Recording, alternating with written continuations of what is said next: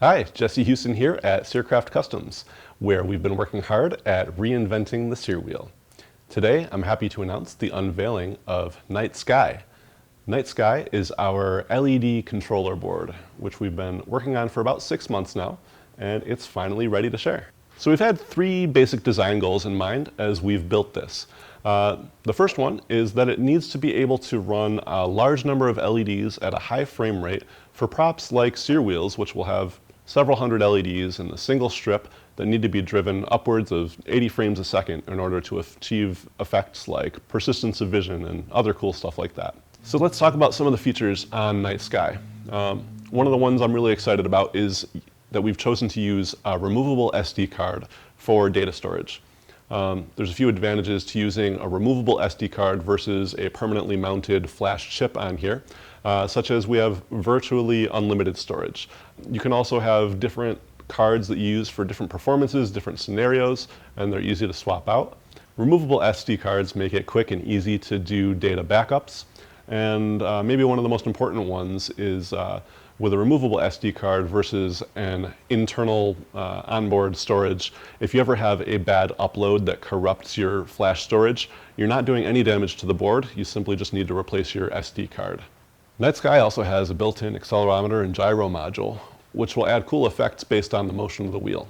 There's several modes and variables that can be set to dial in how the gyro affects the display of patterns on the wheel. And you can modify these variables in real time with the handheld remote, or you can set defaults in the config files. We've also added an adjustable frame rate feature, which can be used to speed up or slow down patterns in real time, and an interlacing feature, which allows you to effectively speed up images beyond what the max frame rates would allow. Both these features are available either by the handheld remote or the config files. It can be confusing navigating through so many patterns and playback variables, so we've also added a favorites button to the handheld remote.